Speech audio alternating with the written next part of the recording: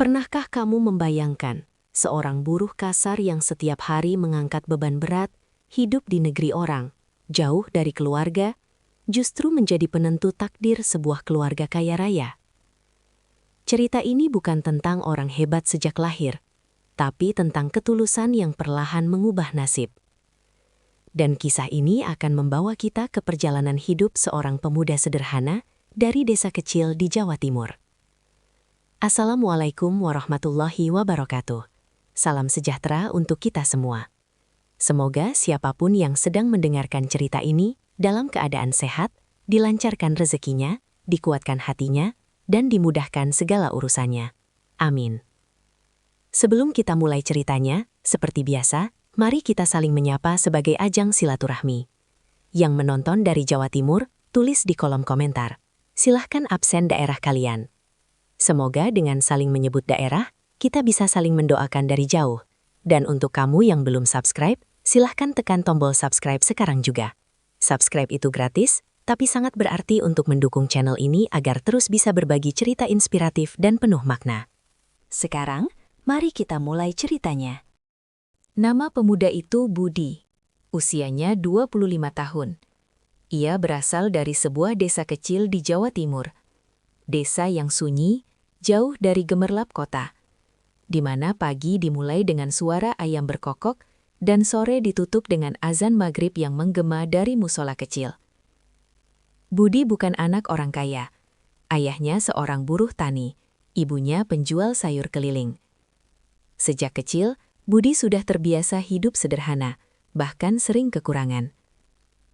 Setelah lulus sekolah menengah, Budi sadar bahwa di desanya, kesempatan kerja sangat terbatas. Ia tak ingin terus menjadi beban orang tua yang semakin menua.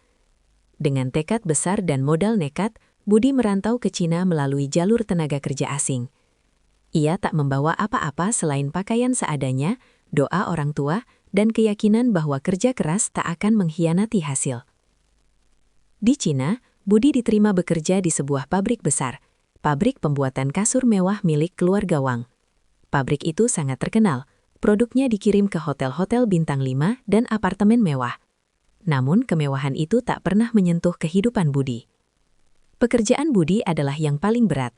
Setiap hari ia memindahkan balok-balok busa besar, mengangkat gulungan pegas baja, dan mendorong tumpukan bahan kasur yang beratnya bisa membuat punggung orang lain menyerah. Tangannya kapalan, bahunya sering nyeri, dan bajunya hampir selalu dipenuhi debu serta serpihan busa. Ia bukan pekerja kantor, bukan teknisi, bukan pula supervisor. Ia hanya buruh kasar. Seringkali, saat jam istirahat, Budi duduk di sudut pabrik, makan bekal sederhana, nasi putih dan lauk seadanya. Sementara pekerja lain sibuk berbincang. Bahasa menjadi penghalang, budaya menjadi jarak. Namun Budi memilih diam dan fokus bekerja. Meski begitu, satu hal yang membuatnya berbeda, kejujuran. Budi tak pernah mencuri waktu, tak pernah mengeluh berlebihan, dan selalu menyelesaikan tugasnya hingga tuntas. Jika ada pekerjaan tambahan, ia ambil. Jika ada rekan yang kesulitan, ia bantu. Para mandor mulai memperhatikan, meski tak pernah benar-benar memujinya. Hari-hari Budi berjalan dengan pola yang sama. Bangun sebelum subuh, bekerja hingga tubuhnya terasa remuk, lalu pulang ke kamar kecil yang ia sewa bersama beberapa pekerja lain. Di malam hari, sebelum tidur, Budi selalu teringat kampung halamannya. Ia teringat ibunya yang sering sakit pinggang, teringat ayahnya yang semakin bungkuk karena usia. Dalam diam, Budi berjanji pada dirinya sendiri. Ia harus bertahan. Suatu hari, suasana pabrik berubah. Para pekerja tiba-tiba tampak lebih rapi. Mandor mondar-mandir dengan wajah tegang. Kabar cepat menyebar. Pemilik pabrik akan datang. Tuan Wang. Nama itu bukan nama sembarangan. Tuan Wang dikenal sebagai pengusaha besar yang disegani, tegas dan jarang tersenyum. Banyak pekerja belum pernah melihatnya secara langsung. Kedatangannya selalu membawa aura tekanan. Budi tetap bekerja seperti biasa. Ia menunduk, mengangkat busa, dan tak terlalu memikirkan siapa yang datang. Baginya, pemilik pabrik atau bukan, pekerjaannya tetap sama. Namun, ketika rombongan itu masuk, mata Budi sempat tertuju pada satu sosok. Seorang wanita duduk di kursi roda, berpakaian rapi, wajahnya cantik, namun tampak pucat dan lelah. Tatapannya kosong, seolah menyimpan kesedihan yang dalam. Itulah Liling Wang, putri tunggal Tuan Wang. Budi belum tahu siapa dia, ia hanya merasakan sesuatu yang aneh di dadanya. Rasa iba yang sulit dijelaskan. Seorang wanita yang tampak memiliki segalanya, namun kehilangan satu hal paling berharga, kebebasan untuk berjalan. Tanpa disadari Budi, hari itu akan menjadi awal dari perubahan besar dalam hidupnya. Perubahan yang tak pernah ia bayangkan. Perubahan yang akan mengangkatnya dari debu pabrik menuju takdir yang sama sekali berbeda. Dan disitulah kisah ini baru benar-benar dimulai. Hari-hari setelah kunjungan Tuan Wang terasa semakin berat bagi para pekerja pabrik, termasuk Budi. Standar kerja diperketat, pengawasan ditingkatkan, dan kesalahan sekecil apapun bisa berujung teguran keras. Budi merasakannya langsung. Beban kerja semakin banyak, jam lembur bertambah, namun upah tetap sama. Meski begitu, ia tak pernah sekalipun berniat berhenti. Dalam benaknya hanya ada satu tujuan, bertahan dan mengirim uang untuk orang tua di kampung. Di pabrik itu, kesenjangan sosial terlihat jelas. Para pekerja kasar seperti Budi selalu ditempatkan di bagian paling belakang. Mereka jarang dipandang, jarang diajak bicara, dan sering dianggap tak lebih dari tenaga penggerak mesin. Sementara para staf kantor berjalan rapi dengan seragam bersih, berbicara dengan suara pelan, dan memandang buruh dengan tatapan setengah meremehkan. Budi tahu posisinya. Ia tak pernah memaksakan diri untuk terlihat. Baginya, selama ia bekerja dengan jujur, itu sudah cukup. Namun, bukan berarti hatinya kebal. Ada kalanya ia merasa kecil, merasa seolah hidupnya tak akan pernah berubah. Saat itu terjadi, Budi hanya menunduk dan menarik napas panjang, mencoba menguatkan diri. Di sela-sela kesibukan, Budi sering melihat Liling Wang dari kejauhan. Wanita itu terkadang berada di sudut pabrik, duduk di kursi rodanya, ditemani perawat dan asisten.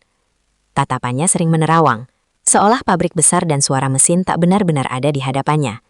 Ada kesepian yang jelas terpancar dari wajahnya. Beberapa pekerja membicarakannya dengan berbisik. Ada yang kagum pada kecantikannya, ada pula yang merasa kasihan. Namun tak satu pun berani mendekat. Liling adalah putri pemilik pabrik. Jaraknya terlalu jauh untuk dijangkau oleh buruh seperti mereka. Budi tak pernah ikut bergunjing. Ia hanya sesekali melirik, lalu kembali fokus pada pekerjaannya. Namun entah mengapa, setiap kali melihat Liling, ia teringat ibunya di desa. Sama-sama kuat, sama-sama menahan rasa sakit dalam diam. Suatu sore, saat jam kerja hampir usai, salah satu rekan kerja Budi mengalami cedera ringan. Tangannya terjepit pegas baja. Banyak yang hanya menonton dari jauh, takut disalahkan.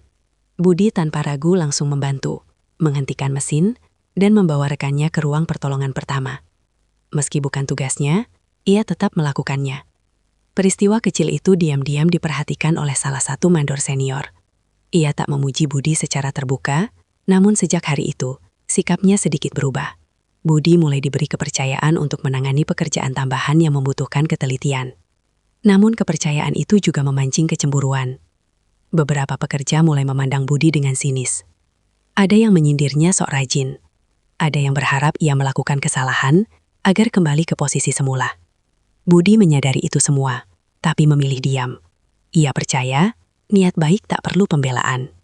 Di malam hari, ketika tubuhnya terasa remuk, Budi sering mengolesi kakinya sendiri dengan minyak herbal buatan kakeknya. Minyak itu selalu ia bawa sejak dari Indonesia. Aromanya khas, menenangkan, dan mengingatkannya pada masa kecil. Sambil memijat kakinya sendiri, Budi teringat pesan kakeknya sebelum wafat, bahwa ilmu pijat bukan sekedar teknik, tapi soal niat dan kesabaran. Saat itu, Budi sama sekali tak menyangka bahwa kebiasaan kecil itu akan menjadi pintu perubahan besar dalam hidupnya. Hari demi hari berlalu, rutinitas pabrik berjalan seperti biasa. Hingga suatu siang, suasana mendadak berubah drastis. Teriakan panik terdengar dari arah depan pabrik. Para pekerja berhenti, mandor berlari. Semua mata tertuju ke satu titik. Liling Wang tampak kesakitan di kursi rodanya. Wajahnya pucat, keringat membasahi dahinya, dan tangannya gemetar hebat. Serangan nyeri sarafnya kambuh, lebih parah dari sebelumnya. Para asisten panik, beberapa orang hanya berdiri kaku, tak tahu harus berbuat apa. Detik demi detik terasa begitu lama. Dan tanpa berpikir panjang, Budi melangkah maju. Langkah itu sederhana, namun akan mengubah segalanya. Suasana pabrik yang biasanya dipenuhi dengung mesin mendadak berubah mencekam. Semua pekerja berhenti bergerak. Tatapan mereka tertuju pada satu titik, ke arah kursi roda Liling Wang yang kini dikelilingi beberapa asisten dan mandor. Wajah wanita itu semakin pucat, napasnya terengah, dan tubuhnya gemetar menahan rasa sakit yang datang seperti gelombang tak tertahankan. Budi berdiri beberapa meter dari sana. Ia bisa melihat jelas betapa Liling berusaha menahan jeritan. Rasa nyeri itu bukan nyeri biasa. Budi mengenali tanda-tandanya. Ia pernah melihat hal serupa di desanya dulu, pada seorang tetangga yang menderita gangguan saraf berat. Saat itu, kakeknya yang menolong. Tanpa banyak berpikir, Budi melangkah mendekat. Beberapa pekerja menatapnya heran. Ada yang berbisik, ada yang mencoba menarik lengannya. Takut ia akan mendapat masalah. Tapi Budi tak peduli.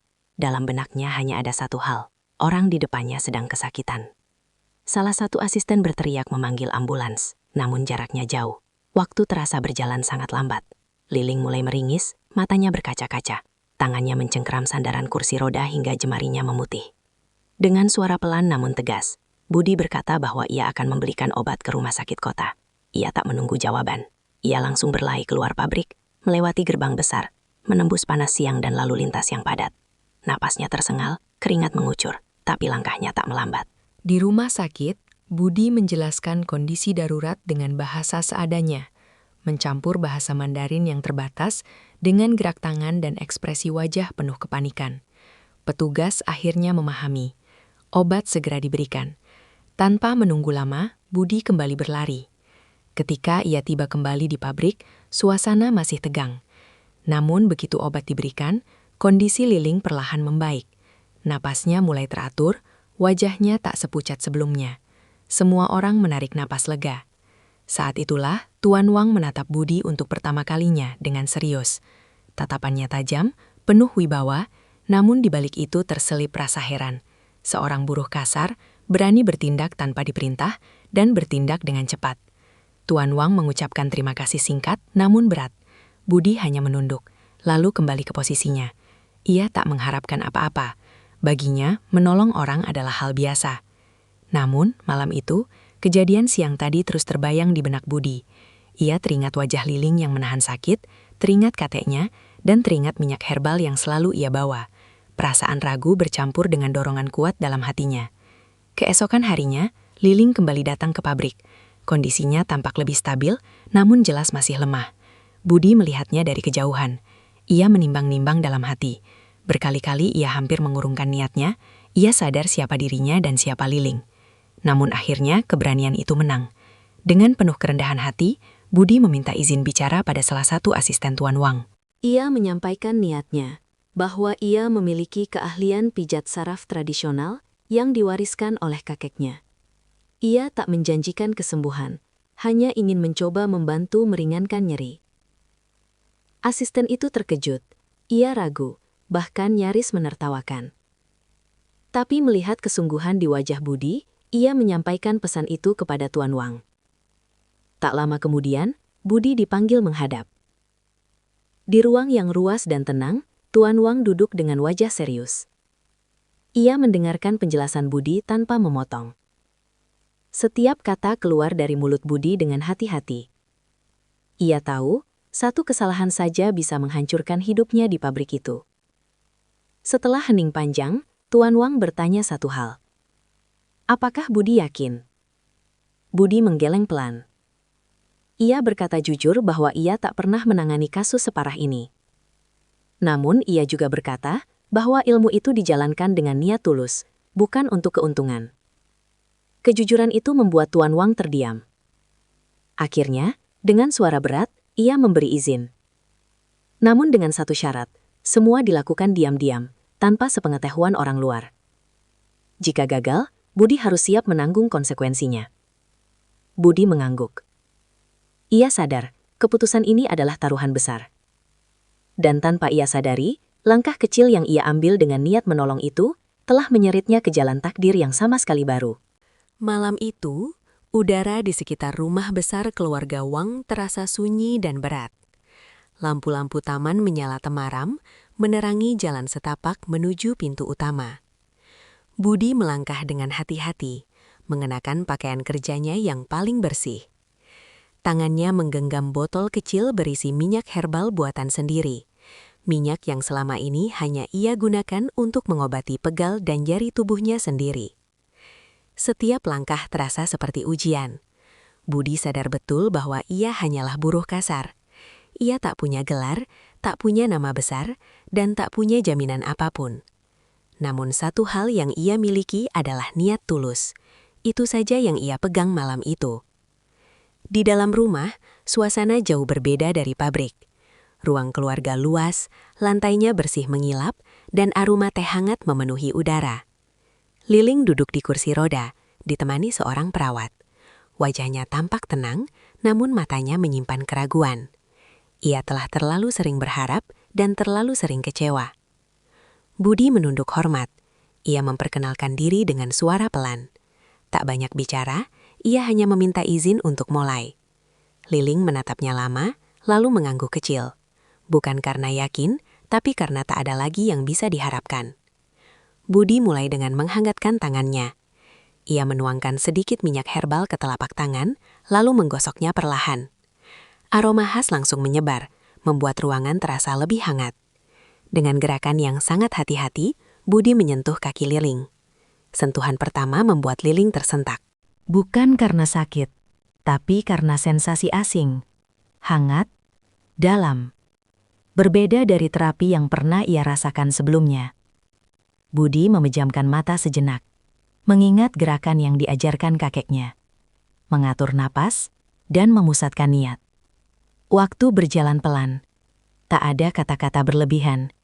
Hanya suara napas, gesekan tangan, dan detak jam di dinding. Budi memijat titik demi titik, mengikuti jalur saraf yang ia hafal sejak kecil. Setiap gerakan dilakukan dengan penuh kesabaran, tanpa tergesa. Di tengah terapi, Liling bertanya pelan, apakah ini akan berhasil? Budi menjawab jujur. Ia berkata bahwa ia tak tahu. Ia hanya berusaha. Jawaban itu membuat Liling terdiam. Kejujuran terasa lebih menenangkan daripada janji kosong. Setelah hampir 1 jam, terapi malam pertama selesai. Tak ada perubahan besar. Liling masih tak bisa menggerakkan kakinya. Namun ada satu hal yang berbeda. Rasa nyeri yang biasanya menusuk, kini terasa lebih ringan. Liling menyadarinya. Ia menatap kakinya sendiri dengan raut bingung. Budi pamit dengan menunduk. Tubuhnya lelah, punggungnya nyeri, tapi hatinya sedikit lega. Ia tahu, ini baru permulaan. Malam-malam berikutnya berjalan dengan pola yang sama. Setiap hari, Budi bekerja keras di pabrik, mengangkat beban berat hingga tangannya gemetar. Dan setiap malam, ia datang ke rumah keluarga Wang untuk melanjutkan terapi. Tak pernah sekalipun ia meminta bayaran. Liling mulai memperhatikan satu hal. Budi selalu datang tepat waktu, selalu fokus, dan selalu memperlakukan kakinya dengan hormat, seolah bukan sekedar bagian tubuh yang lumpuh, melainkan sesuatu yang masih hidup dan layak diperjuangkan.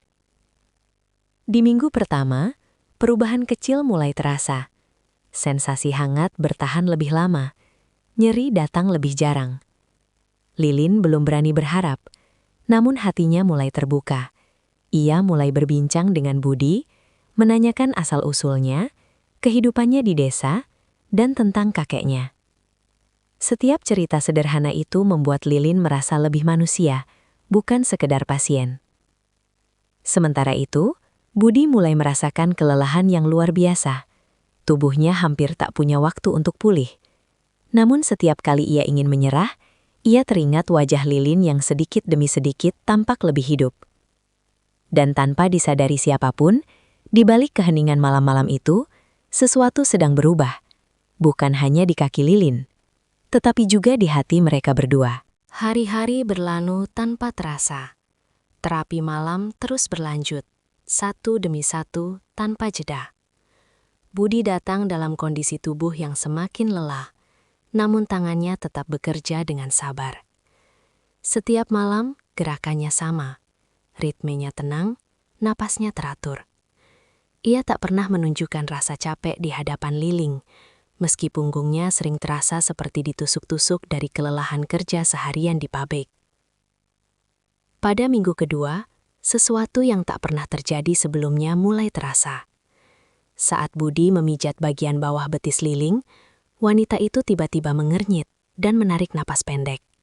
Ia terkejut. Bukan karena sakit, melainkan karena ada sensasi yang muncul, sensasi yang sudah lama hilang. Liling bertanya pelan, hampir tak percaya pada suaranya sendiri. Apakah itu normal? Budi berhenti sejenak, lalu dengan hati-hati bertanya balik, apa yang ia rasakan? Liling menjawab bahwa kakinya terasa hangat, lalu seperti ada aliran halus yang bergerak berlahan. Budi menunduk, menahan getaran di dadanya. Ia tahu, ini bukan kebetulan. Namun ia tetap menahan diri, ia tak ingin memberi harapan berlebihan. Ia hanya melanjutkan pijatan dengan lebih perlahan, lebih fokus, seolah setiap sentuhan adalah doa. Malam-malam berikutnya, perubahan kecil itu semakin jelas. Liling mulai bisa membedakan sentuhan hangat dan dingin. Jari-jarinya yang selama bertahun-tahun kaku, kini sesekali bergerak samar, hampir tak terlihat, namun nyata. Liling sendiri sering memandangi kakinya dengan tatapan campur aduk, antara takut berharap dan takut kecewa lagi. Di siang hari, Budi tetap bekerja seperti biasa di pabrik. Namun kali ini, kelelahan terasa berlipat ganda. Beberapa rekan kerja mulai menyadari perubahan pada dirinya. Wajah Budi tampak lebih pucat, lingkar matanya menghitam, dan langkahnya tak lagi sekuat dulu. Ada yang bertanya, tapi Budi hanya tersenyum dan menggeleng. Ia memilih diam. Ia tahu, semakin sedikit orang yang tahu, semakin aman keadaan Liling dan dirinya. Sementara itu, di rumah keluarga Wang, perubahan Liling tak luput dari perhatian perawat. Mereka mencatat berkurangnya frekuensi nyeri dan perubahan respon saraf. Laporan itu sampai ke Tuan Wang. Awalnya ia menganggapnya kebetulan, namun ketika perubahan itu terus berulang, keraguan mulai berubah menjadi rasa ingin tahu yang dalam. Tuan Wang mulai mengamati dari jauh. Ia tak ikut campur, namun matanya mencermati setiap detil. Ia melihat bagaimana putrinya mulai tersenyum kecil setelah terapi. Ia melihat bagaimana Liling mulai menunggu malam dengan perasaan berbeda. Bukan lagi sebagai pasien yang pasrah, tapi sebagai seseorang yang mulai memiliki harapan. Di satu malam yang hening, Liling tiba-tiba meminta Budi berhenti sejenak. Ia bertanya dengan suara pelan, hampir berbisik, apakah Budi pernah gagal menyembuhkan orang? Pertanyaan itu menghantam hati Budi. Ia menjawab jujur bahwa ada orang yang sembuh, ada yang membaik, dan ada pula yang tidak berubah sama sekali. Jawaban itu membuat Liling terdiam lama. Lalu ia tersenyum tipis dan berkata bahwa untuk pertama kalinya setelah bertahun-tahun, ia merasa kakinya bukan lagi benda mati. Kalimat itu membuat tangan Budi sedikit gemetar. Namun justru di titik harapan itu, bayangan masalah mulai muncul. Salah satu staf medis keluarga Wang mulai mempertanyakan metode terapi Budi. Ia menyebutnya tidak ilmiah dan beresiko. Bisikan-bisikan kecil mulai terdengar di balik pintu, di balik tatapan yang semakin sering mengamati Budi dengan curiga.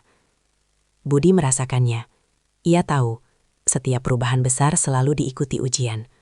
Namun ia memilih fokus. Baginya, satu-satunya yang penting adalah kondisi Liling. Dan malam itu, ketika Liling mencoba menggerakkan jari kakinya atas permintaan Budi, jari itu benar-benar bergerak. Jelas, pelan, dan nyata. Liling menutup mulutnya, air mata mengalir tanpa suara. Budi menunduk, menarik napas panjang. Perubahan pertama telah terjadi. Dan sejak saat itu, tak ada lagi jalan untuk mundur. Perubahan kecil yang terjadi pada kaki Liling membawa suasana baru di rumah keluarga Wang. Udara yang sebelumnya dipenuhi kehati-hatian, kini mulai diisi harapan. Setiap malam, Liling menunggu kedatangan Budi dengan perasaan berbeda. Bukan lagi sekadar pasien yang pasrah, melainkan seseorang yang mulai percaya bahwa tubuhnya belum sepenuhnya menyerah. Kepercayaan itu tumbuh perlahan, seperti api kecil yang dijaga agar tak padam. Liling mulai mengikuti setiap arahan Budi dengan serius. Ia berusaha fokus pada napasnya, menahan rasa tidak nyaman, dan percaya pada proses yang dijalani. Ia bahkan mulai tersenyum saat terapi berlangsung, sesuatu yang jarang terlihat sebelumnya. Namun di balik perubahan itu, kondisi Budi justru semakin memburuk. Tubuhnya dipaksa bekerja tanpa jeda. Pagi hingga sore ia mengangkat beban berat di pabrik, malam hingga larut ia memijat dan memusatkan tenaga. Tidurnya semakin sedikit, makannya sering terlambat. Ada hari-hari ketika tangannya gemetar hebat, dan punggungnya nyaris tak bisa ditegakkan.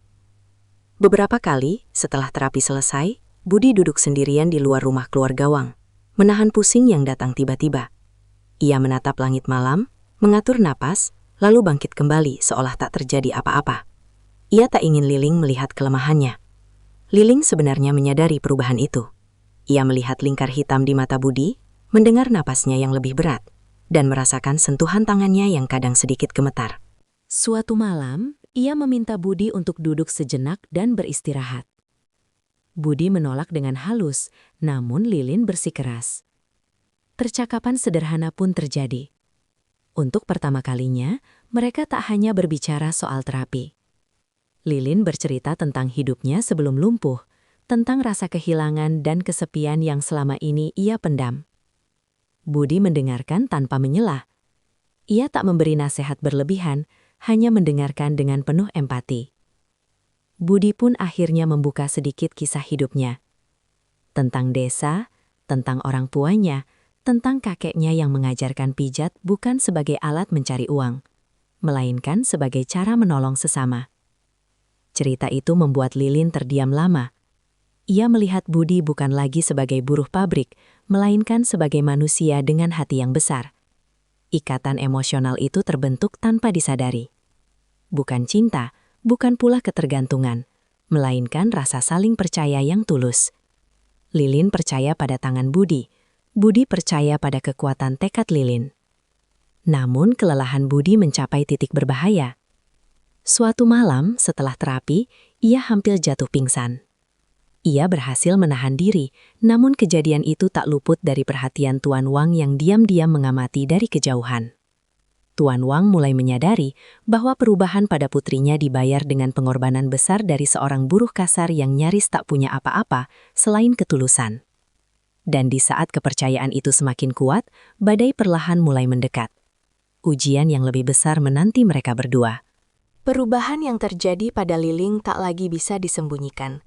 Wajahnya tampak lebih segar, senyumnya mulai sering muncul, dan yang paling mencolok adalah berkurangnya keluhan nyeri yang selama bertahun-tahun menjadi bayangan hidupnya. Hal itu membuat suasana di rumah keluarga Wang perlahan berubah, namun tidak semua orang menyambutnya dengan perasaan yang sama. Di balik pintu-pintu tertutup, bisikan mulai terdengar. Beberapa staf medis dan asisten lama keluarga Wang mulai mempertanyakan keberadaan Budi. Mereka merasa tersisih. Ilmu dan pengalaman bertahun-tahun mereka seakan kalah oleh seorang buruh kasar tanpa latar belakang pendidikan medis. Rasa tidak terima berubah menjadi kecemburuan. Mulailah muncul kata-kata tajam. Ada yang menyebut metode Budi berbahaya, ada yang menuduhnya hanya kebetulan, bahkan ada yang berani mengatakan bahwa kondisi Liling membaik karena obat medis, bukan karena pijatan tradisional. Nama Budi disebut-sebut dengan nada meremehkan. Tekanan itu sampai ke telinga Tuan Wang. Ia diperingatkan bahwa membiarkan orang asing menyentuh putrinya adalah resiko besar. Jika terjadi sesuatu yang buruk, reputasi keluarga Wang bisa hancur. Kata-kata itu menusuk, membuat keraguan yang sempat reda kembali muncul. Di pabrik dampaknya juga mulai terasa. Beberapa rekan kerja yang dulu biasa saja, kini memandang Budi dengan sinis. Ada yang menyindirnya sok penting, ada yang menyebarkan rumor bahwa ia sedang mencari keuntungan dari keluarga Wang. Budi mendengarnya, namun memilih diam. Ia sadar, membela diri hanya akan memperkeruh keadaan. Tekanan terberat datang saat salah satu staf medis secara terbuka mempertanyakan terapi di hadapan Liling. Ia mengatakan bahwa harapan palsu justru bisa menghancurkan mental pasien. Kata-kata itu membuat Liling terguncang. Malam itu ia menangis sendirian, diliputi ketakutan bahwa semua perubahan yang ia rasakan hanyalah ilusi sementara. Saat Budi datang malam itu, suasana terasa berbeda. Liling tampak ragu, tatapannya tak setenang biasanya. Ia bertanya dengan suara pelan, apakah semua ini aman?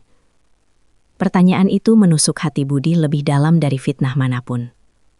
Ia menjawab dengan jujur bahwa ia tak pernah memaksa, dan jika Liling ingin berhenti, ia akan menghormatinya. Kejujuran itu justru membuat Liling terdiam.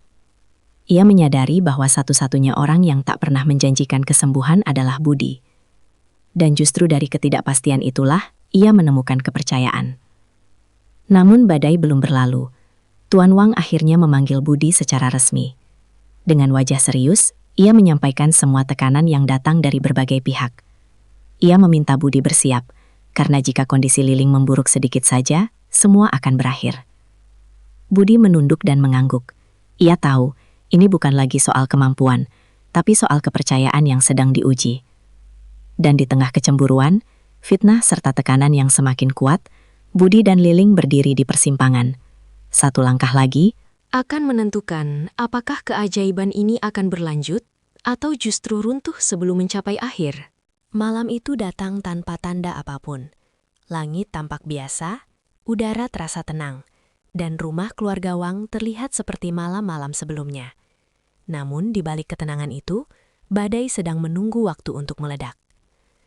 Terapi baru saja dimulai ketika Liling tiba-tiba merasakan nyeri yang sangat hebat. Rasa sakit itu datang lebih cepat dan lebih kuat dari sebelumnya. Tubuhnya menegang, napasnya tersendat, dan tangannya gemetar hebat. Liling menjerit, bukan karena ingin menarik perhatian, tetapi karena rasa sakit itu tak tertahankan. Budi segera menghentikan pijatan. Ia tahu ini bukan kondisi biasa. Kambuh kali ini jauh lebih parah. Perawat panik. Asisten berlari memanggil dokter keluarga. Suasana yang selama ini penuh harapan berubah menjadi kekacauan. Liling menangis. Di sela rasa sakit, ketakutan terbesar muncul dalam pikirannya. Takut bahwa semua perubahan yang ia rasakan selama ini akan lenyap. Takut bahwa harapan yang mulai tumbuh akan mati lagi, lebih menyakitkan dari sebelumnya. Tuan Wang datang dengan wajah pucat. Melihat putrinya dalam kondisi seperti itu, emosinya meledak. Semua keraguan, tekanan, dan peringatan dari orang-orang di sekitarnya tumpah dalam satu amarah. Ia menoleh ke arah Budi dengan tatapan penuh kekecewaan. Budi berdiri kaku, dadanya terasa sesak. Ia ingin menjelaskan, namun kata-kata terasa tak berguna. Ia sadar, ini adalah momen penentuan. Satu langkah salah, semuanya berakhir. Dokter menyarankan untuk menghentikan terapi tradisional. Mereka mengatakan bahwa kondisi Liling terlalu berisiko. Tuan Wang terdiam lama. Wajahnya menunjukkan pergulatan batin yang berat, antara rasa takut kehilangan putrinya dan harapan yang selama ini mulai ia rasakan. Dalam keheningan itu, Budi memberanikan diri berbicara. Dengan suara bergetar namun tegas, ia memohon satu kesempatan terakhir. Ia tak menjanjikan keajaiban, ia hanya meminta waktu, dengan niat tulus dan penuh tanggung jawab. Jika gagal, ia siap menerima konsekuensi apapun, termasuk kehilangan pekerjaannya. Kata-kata itu membuat ruangan sunyi. Semua mata tertuju pada Tuan Wang. Beberapa detik terasa seperti selamanya. Akhirnya, Tuan Wang mengangguk perlahan. Ia memberi izin dengan wajah penuh kecemasan. Ini adalah taruhan terakhir. Budi memulai terapi dengan cara berbeda. Gerakannya lebih lembut, ritmenya lebih lambat. Ia mengatur napas, menenangkan diri, dan memusatkan seluruh perhatiannya pada Liling. Ia tak lagi memikirkan tekanan, fitnah, atau masa depannya sendiri. Yang ada hanya satu tujuan, menenangkan saraf yang sedang memberontak. Perlahan, jeritan Liling meredah. Napasnya mulai teratur.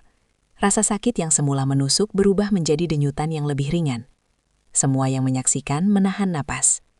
Malam itu berakhir dengan kekelelahan luar biasa. Budi hampir roboh, namun Liling tertidur dengan wajah yang lebih tenang.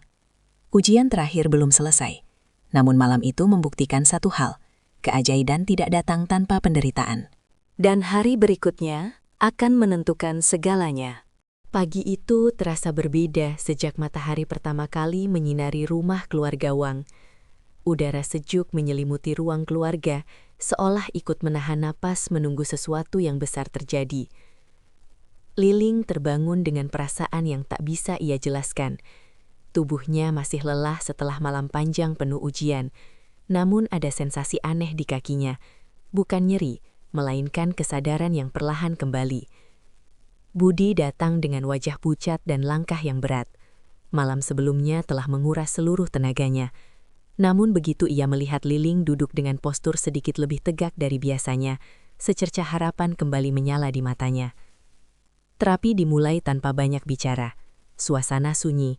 Tuan Wang duduk tak jauh dari mereka, menatap tanpa berkedip. Setiap gerakan Budi terasa seperti tarikan waktu yang menegangkan. Ia memijat dengan penuh kehati-hatian, seolah takut merusak sesuatu yang rapuh. Saat terapi hampir selesai, Budi meminta Liling untuk melakukan sesuatu yang belum pernah ia minta sebelumnya. Ia memintanya untuk mencoba berdiri. Permintaan itu membuat ruangan terdiam. Liling menelan ludah, ketakutan langsung menyeruak. Ia sudah terlalu sering jatuh dalam harapan palsu. Namun Budi tak memaksa. Ia hanya berkata bahwa ia akan berada di sampingnya. Dengan bantuan kursi roda, Liling perlahan menggeser tubuhnya. Tangannya bergetar saat memegang sandaran. Kakinya menyentuh lantai. Untuk sesaat, dunia terasa berhenti. Napas tertahan. Tak ada yang berani bersuara. Liling mencoba mengangkat tubuhnya. Rasa takut bercampur dengan tekad. Tubuhnya gemetar hebat, namun kakinya menahan. Detik itu terasa seperti selamanya. Dan kemudian, ia berdiri. Bukan lama, bukan tegap sempurna, tapi berdiri dengan kekuatannya sendiri. Air mata langsung mengalir dari mata Liling. Tangannya gemetar menutup mulutnya, tak percaya pada apa yang baru saja terjadi. Tuan Wang bangkit dari kursinya, matanya berkaca-kaca, langkahnya goyah. Budi berdiri di samping, menunduk, napasnya berat. Dadanya bergetar, bukan karena lelah, tapi karena rasa syukur yang tak terbendung. Ia tahu, inilah momen yang menentukan segalanya. Liling bertahan beberapa detik sebelum akhirnya duduk kembali. Namun detik-detik itu cukup untuk mengubah takdir. Ruangan yang sunyi tiba-tiba dipenuhi isak tangis haru. Semua yang hadir menyadari, mereka baru saja menyaksikan sesuatu yang tak pernah mereka bayangkan. Tuan Wang mendekat dan memeluk putrinya. Suaranya bergetar saat berterima kasih pada Budi. Tak ada kata yang cukup untuk menggambarkan perasaan seorang ayah yang melihat putrinya bangkit kembali setelah bertahun-tahun terpuruk. Keajaiban itu nyata, bukan karena kekuatan besar, melainkan karena ketulusan, kesabaran, dan keberanian untuk percaya. Dan di momen itulah, perjalanan panjang yang penuh penderitaan akhirnya menemukan maknanya. Hari itu menjadi hari yang tak akan pernah dilupakan oleh keluarga Wang. Setelah keajaiban terjadi di ruang keluarga, suasana rumah besar itu berubah sepenuhnya. Tangis haru masih sering terdengar, bukan karena kesedihan, melainkan karena rasa syukur yang selama bertahun-tahun terpendam, akhirnya menemukan jalan keluar. Liling kini tak lagi hanya duduk diam di kursi roda.